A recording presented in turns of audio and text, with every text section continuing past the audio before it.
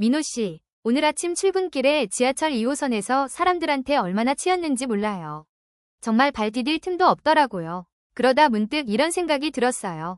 이렇게 붐비는 사람들 속에서도 우리는 왜 때로는 그렇게 외롭다고 느끼는 걸까요? 익숙한 공간, 익숙한 얼굴들 속에서도 말이죠. 지은 씨, 정말 공감합니다. 그 북적이는 공간 속에서 오히려 더 깊은 고립감을 느낄 때가 있죠. 마치 텅 빈 방에 혼자 있는 것처럼요. 오늘은 바로 이 낯선 이에게 베푼 작은 친절이 우리 사회에 어떤 의미를 가지는지, 그리고 100년 후에도 변치 않을 가치인지 깊이 이야기 나눠보고 싶습니다. 칠레의 농부가 옥수수 한 줌을 나눴던 그 따뜻한 순간부터 우리 뇌 속에서 일어나는 신비로운 화학작용까지 다양한 전문가들의 통찰을 따라가 보죠. 네, 먼저 역사학자분의 이야기가 인상 깊었어요. 1972년 칠레에서 살바도르 아엔데 정부가 무너지고 사회경제적으로 큰 혼란이 닥쳤을 때 한 농부가 굶주리는 이웃에게 자신의 옥수수 한 줌을 기꺼이 내주었다는 일화말이에요. 공식적인 구호 물품이나 기술 지원이 제대로 작동하지 않던 절망적인 상황에서 개인 간의 따뜻한 나눔이 사회적 붕괴를 막는 보이지 않는 끈이 되었다는 거죠. 이는 국가적 위기 상황에서 제도나 기술을 초월하는 인간적인 연대의 힘을 증명하며 100년 후에도 변치 않을 가장 강력한 사회적 인프라임을 시사합니다. 뇌과학자분의 설명도 흥미로웠어요. 낯선 이 친절이 우리 뇌에서 긍정적인 감정과 사회적 유대를 불러일으키는 과정에 대한 이야기였죠. 타인의 호의를 경험하거나 목격할 때 도파민과 옥시토신 분비가 촉진된다고 합니다. 이 신경화학 물질들은 친밀감과 신뢰감을 증진시켜 사회적 연결을 강화하고 개인의 심리적 안정감을 높일 뿐만 아니라 공동체의 회복력을 강화하는 기제로 작용할 수 있다는 거예요. 2022년 네이처 커뮤니케이션즈에 발표된 연구에서도 사회적 지원을 경험한 참가자들이 뇌의 여러 영역에서 유의미한 활성화 변화를 보였다고 하니 긍정적인 사회적 상호작용이 뇌 기능에 미치는 영향이 얼마나 광범위한지 알 수 있습니다.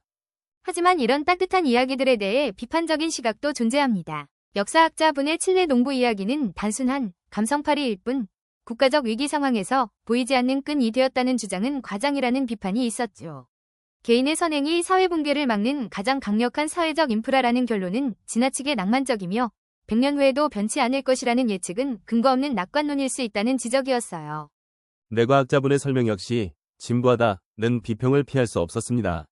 도파민과 옥시토신 분비 촉진은 이미 알려진 사실이며 뇌 영역 활성화 변화가 공동체 회복력 강화와 어떻게 직접적으로 연결되는지에 대한 명확한 설명이 부족하다는 지적이었죠. 추상적인 설명으로는 실효성을 입증하기 어렵다는 것이었습니다. 이러한 비판들을 듣고 나니 정말 그런 걸까 하는 의문이 들기도 했습니다. 하지만 조사 3위 자기 검증 과정을 통해 이러한 비판들이 오히려 더 깊은 통찰로 이어질 수 있다는 것을 발견했어요. 칠레 농부 이야기는 단순한 일화가 아니라 공식 시스템이 붕괴했을 때 인간적인 연대가 어떻게 작동했는지를 보여주는 구체적인 역사적 증거이며 위기 상황에서 제도의 실패를 인간 상호작용으로 메웠다는 역사적 통찰로 해석될 수 있습니다. 가장 강력한 사회적 인프라라는 표현은 낭만적인 것이 아니라 인간 본성의 보편적 진리를 포착한 것이라고 볼 수 있죠. 맞습니다. 뇌과학적 메커니즘이 진부하다는 비판은 인간관계의 근간을 이루는 생물학적 토대를 무시하는 것이라고 볼 수 있습니다.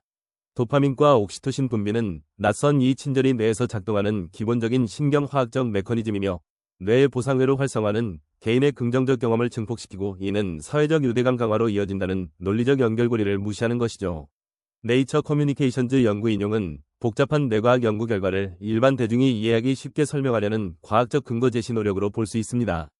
이제 청취자분들의 생생한 반응을 들어볼까요? 28세 대기업 사원분은 심리학자의 현상유지 편향 이야기가 뼈를 때렸다고 하셨어요. 야근하고 힘들어도 내일도 똑같이 회사 가는 게 행복해서가 아니라 그냥 익숙해서라는 말에 깊이 공감하셨다고요. 하지만 복셀 기반 잠재적 분석 같은 전문 용어는 출근길에 소화하기엔 너무 어렵다고 느끼셨고요.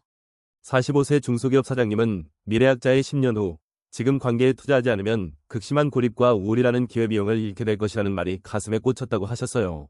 당장 매출 때문에 직원들과의 소통은 뒷전이었는데 이러다 나중에 회사 문 닫을 때 옆에 남는 사람이 아무도 없을 것 같아 등골이 서늘했다고 하시네요. 반면 VBMP를 통한 복셀 기반 잠재적 분석 같은 전문 용어는 현실적인 대안이 되지 않는다고 느끼셨고요. 역사학자의 기꺼이 나눈 옥수수 한 줌 이야기는 너무 이상적이라고 하셨습니다.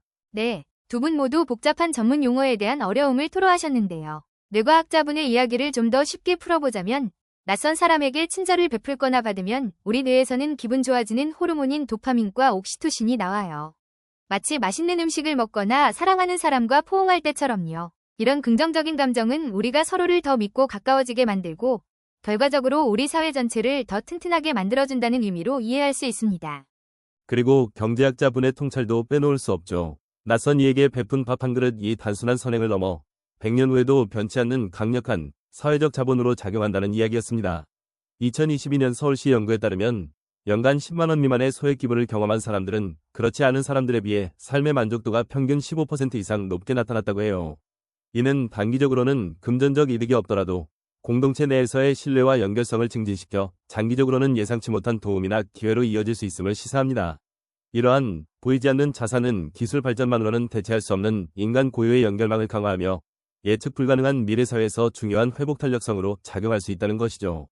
이러한 보이지 않는 자산에 대한 이야기를 45세 사장님의 골든라인과 연결해보면 어떨까요? 당장 내일이 막막한데 10년 뒤 미래를 걱정할 수 있는 여유가 곧 자산이다. 이 말이 오늘 우리가 나눈 이야기의 핵심을 관통하는 것 같습니다. 당장의 어려움 속에서도 미래를 위한 관계라는 보이지 않는 자산에 투자할 여유를 갖는 것. 그것이 바로 100년 후에도 변치 않을 우리 사회의 가장 강력한 인프라가 아닐까요? 지훈 씨, 정말 멋진 마무리입니다. 결국 기술 발전이 아무리 빠르더라도 인간 대 인간의 따뜻한 연결과 상호 신뢰가 우리 사회를 지탱하는 가장 근본적인 힘이라는 것을 다시 한번 깨닫게 됩니다. 오늘 우리의 이야기가 청취자 여러분께도 작은 울림이 되었기를 바랍니다.